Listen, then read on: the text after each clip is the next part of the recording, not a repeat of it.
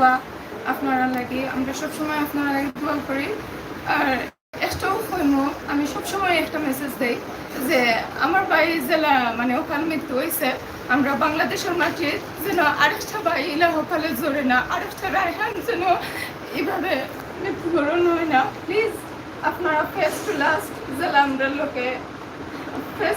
আমরা লোকে আপনারা পয়লা আসলা, সবসময় আপনারা আমরা সাথে ওলা থাকবা।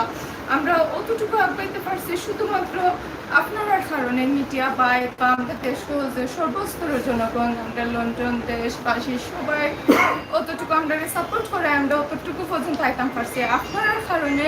শুধুমাত্র আজ আকবর বাজারে আসামি জেল আসুন না নিলে কিন্তু তাই পয়লা আমার বাইরে যে অপবাদ দিসলা ও অপবাদটাও থেকে যাইতো। Thank you so much.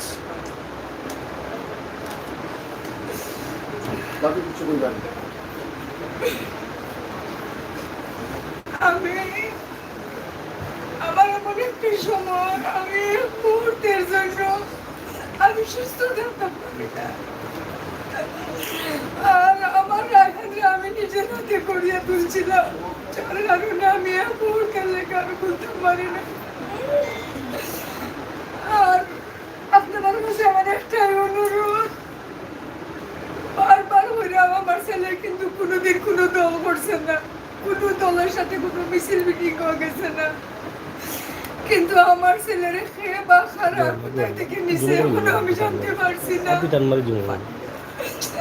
আর আমার ছেলের যদিও দোষ থাকতো তারা না চেলো দিত না, একটা হাত কাটতো, একটা পা কাটতো। আর এই মৃত্যুরে আমি কোনো সময় মানিয়ে নিতাম পারি না, সবাই আমার সবর করে মানিয়ে নো, কিন্তু আমার মনটাকে মানতাম পারি না। আপনারা সকল যে আইসুন সবার কাছে আমি কৃতজ্ঞ থাকবো যতক্ষণ পর্যন্ত এদের বিচার না হয়, যতক্ষণ পর্যন্ত আমার ছেলে অকাল মৃত্যুর বিচার না হয় ততক্ষণ পর্যন্ত আপনারা আমার সাথে থাকবেন, আপনারা সহযোগিতা আমি আগামীতে সামনে আঁকবারতাম।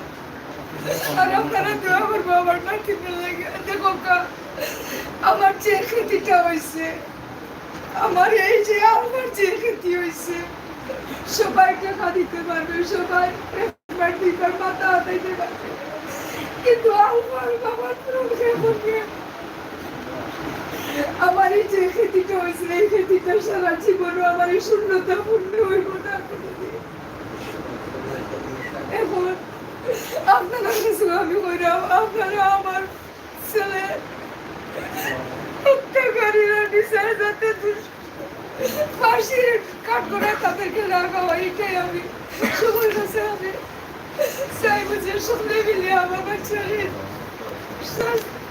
মৃত্যুর জন্য শুধু আপনার স্বামীদের রাস্তিটার ফাঁসির দাবিতে দেন, ফাঁসির কাঠগড়ায় নেতাবার পর তাহলে হয়তো আমার মনেও কিছু শান্তি পাইব বা আমার বাচ্চার আত্মা কিছু না কিছু, আমার বাচ্চা দুষ্টা কি করছি সবাই আমি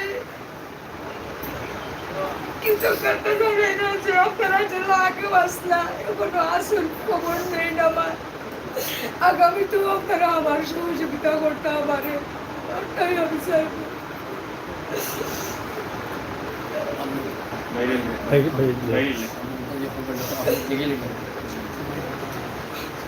ভাই আসলে আজকে যে তারা এত কান্না করছেন বা আপনাদের কাছে বিচার চাচ্ছেন, ন্যায় বিচার, এই বিষয়ে আসলে তাদেরকে আপনাদের পক্ষ থেকে কি সান্ত্বনা দেওয়ার আছে এবং কতটুকু সহযোগিতা করা আছে? সান্ত্বনা দেওয়ার কিছু নাই, রায়হান ছিল একজন কর্তা, যখন সে যখন এইভাবে হত্যার শিকার হয়, তার দুধের শিশুটির বয়স তখন 2 মাস, আজকে তার বয়স 7 মাস। সান্ত্বনা দেওয়ার কোনো ভাষা নাই।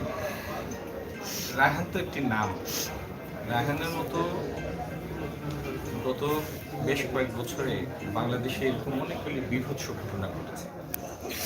রায়হান সিলেটের জন্য রায়হান প্রথম, সেজন্য সিলেটবাসীর কাছে এখন পর্যন্ত সিলেটবাসী এই জিনিসটা নিয়ে স্বাভাবিক হতে পারে না।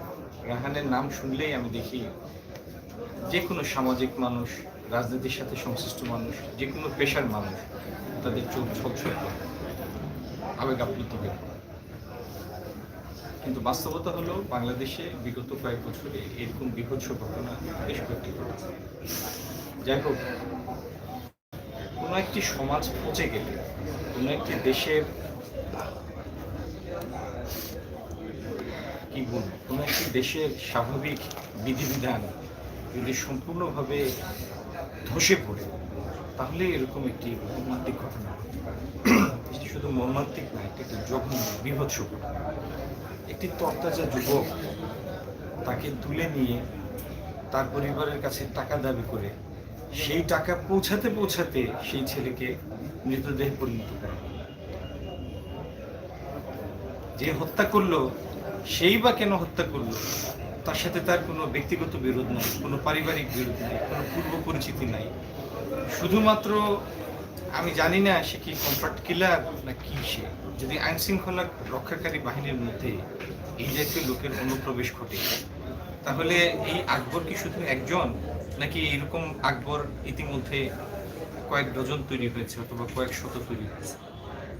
আমরা তো কয়েকদিন পরে পরেই এরকম কিছু বিভৎস ঘটনার নজির দেখি বাংলাদেশের বিভিন্ন। একসাথে 7 জন খুন হয়ে যায়, আকবর নাই খুন হয়ে যায়, আরো নাম জানা না জানা কত লোকের, কত পরিবারের এরকম মর্মান্তিক ঘটনা ঘটেছে। যাই হোক, আমরা 17 কোটি মানুষ তো অন্য কোথাও চলে যেতে পারবো না, এই দেশে আমাদের থাকতে হবে। এই দেশকে স্বাভাবিকভাবে বাঁচার উপযোগী করে আমাদেরই গড়ে তুলতে হবে। আমাদের যাওয়ার কোনো জায়গা নেই, এটি আমাদের ঠিকানা। ইনশাল্লাহ রায়হান হত্যার বিচার হবে এই জন্য যে রায়হান হত্যার পরে সমগ্র সিলেটবাসী এবং সিলেটবাসীর প্রতি সমগ্র বাংলাদেশের মানুষের সহানুভূতি দেখিয়েছে, যে একাত্মতা বোধ প্রদর্শন করেছে। দিনের পর দিন সিলেটবাসী মানববন্ধন করেছে এই বাড়ির সামনে, সমস্ত রাজনৈতিক দল, সমস্ত সামাজিক সংগঠন। এই চাপ প্রশাসন উপেক্ষা করতে পারে না, সরকার উপেক্ষা করতে পারে না। যদি আমরা এই দিকে তীক্ষ্ণ নজর রাখি, এই চাপটা বজায় রাখি, তাহলে রায়হান হত্যার বিচার হবে। আর আমরা তীক্ষ্ণ নজর রাখি, যদি রায়হান হত্যার বিচারে চার্জশিট দিতে অথবা বিচার প্রক্রিয়ার মধ্যে আমরা কোনো ধরনের কোনো গড়িমসি দেখি, এটির কঠোর জবাব দেব সাধারণ মানুষ, কোনো রাজনৈতিক দল না, আমরা সাধারণ মানুষরা এটির কঠোর জবাব দেব। এই বিচার ইনশাআল্লাহুল আজিজ আমরা আদায় করেছি। আর পরিবারের প্রতি আমার সান্ত্বনা জানানোর কোনো ভাষা নাই, কারণ আপনারা যাকে হারিয়েছেন সে আর ফিরে আসবে, এটি বাস্তব। আমরা দোয়া করি আল্লাহ তাকে শহীদের মর্যাদা দিন, তাকে জান্নাতুল ফেরদৌস নসিব করে। যে দুধের বাচ্চাটি সে রেখে গিয়েছে, তাকে যেন আল্লাহ মানুষের মতো মানুষ হওয়ার তৌফিক দান করে। আর আপনাদেরকে, রায়হানের মা, রায়হানের বোনকে, রায়হানের চাচাকে, রায়হানের পরিবারকে এই শোক সহ্য করার শক্তি দিন। আসসালামু আলাইকুম। ভাই, একটা কথা আমরা জানতে চাই, যেহেতু চার্জশিটের বিষয়টা আপনি বলেছেন এখানে, এবং অনেকেরই চার্জশিটের বিষয়টা জানা থাকে, এবং এই মামলা এত চাঞ্চল্যকর হত্যা, এবং আপনিও বলেছেন যে সিলেটবাসী তথা বিশ্বের অনেক দেশেও কিন্তু রায়হানের বিচারের জন্য মানববন্ধন প্রতিবাদ জানানো হয়েছে। সেই দিক থেকে আমরা দেখেছি যে চার্জশিট দিতে হয়তো অনেকটা বিলম্ব হয়ে যাচ্ছে, ইতিমধ্যে প্রায় 4 মাস অতিবাহিত হয়ে 5 মাসে পড়ে যাচ্ছে। এই বিষয়টা আপনারা আসলে কিভাবে দেখছেন?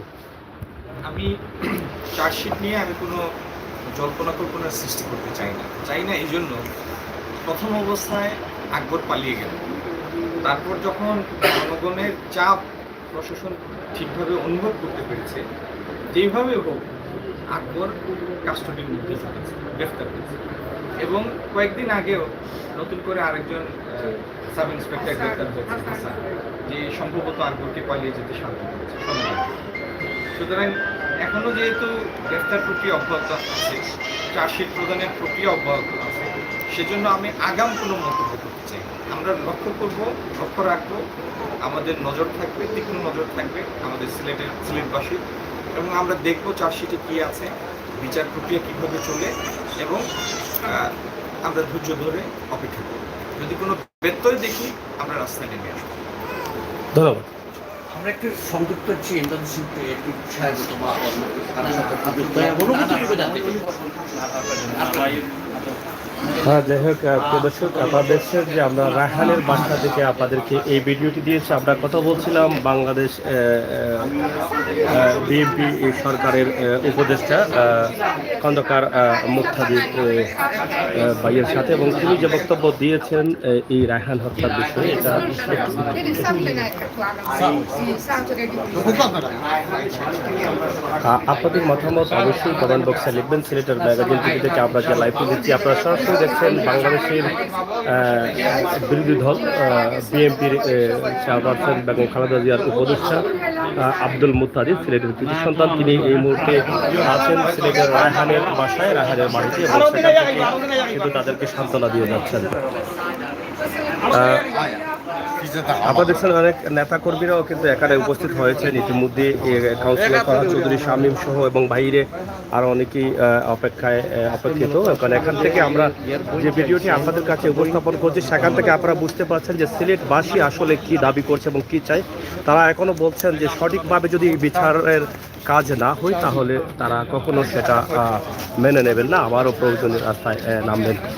অনেক নেতাকর্মী রয়েছেন এখানে, আমরা দেখছি নেতাকর্মীরা কিন্তু ইতিমধ্যে অংশগ্রহণ করেছেন খন্দকার আব্দুল মুত্তাদির সাহেবের সাথেই সিলেটের চাঞ্চল্যকর হত্যা রায়হানের বাসার। ভাই বলা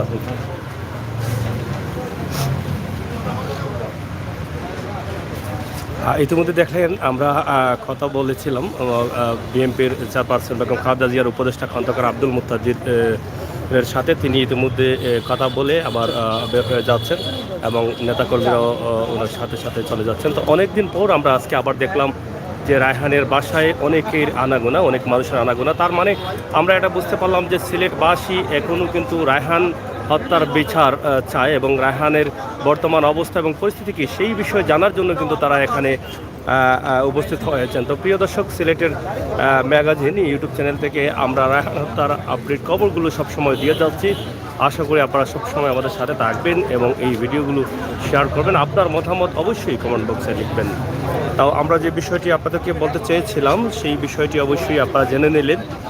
মামলার যদি কোনো ধরনের ত্রুটি থাকে তাহলে সিলেটবাসী তারা আবারও জেগে উঠবে, আবারও প্রতিবাদ করবে, আবারও রাস্তায় নামবে রায়হান হত্যার বিচারের জন্য। তারা চার্জশিটের অপেক্ষায় আছেন এবং সুস্থ চার্জশিট বা ভালো চার্জশিট যেন হয় সেই দিকেই কিন্তু তারা তাদের আশা, এবং তারা সেই প্রত্যাশা করছেন যে মামলাটি যাতে সুস্থ বিচার হয়।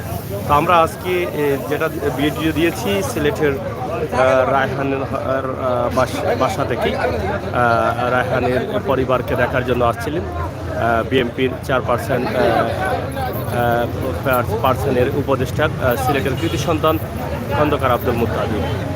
সাথে রয়েছেন অনেক নেতাকর্মী, কাউন্সিলর ফরহাদ চৌধুরী, শামীম সহ সিলেটের আরও নেতৃবৃন্দ রয়েছেন। আমরা সবাইকে অসংখ্য ধন্যবাদ জানাচ্ছি।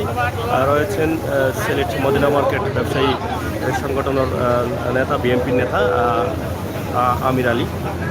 আমরা এখানে বিদায় নিচ্ছি। সবাই ভালো থাকুন, সুস্থ থাকুন, নিরাপদে থাকুন আর নিরাপদে রাখুন।